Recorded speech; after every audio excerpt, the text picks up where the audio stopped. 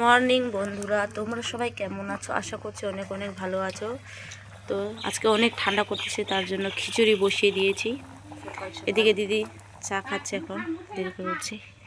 তো আমাদের রান্নার রুমটাকে ইগনোর করো, যদি ভবিষ্যতে কোনো দিন উজ্জ্বল করতে পারি তাহলে রান্নার রুমটা পাকা হয়ে যাবে।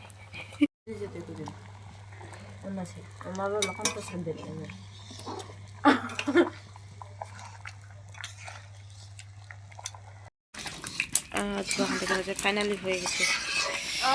আমার দ্বারা নাকি হচ্ছে না, হতেছে তারপরে তো ভাই আলম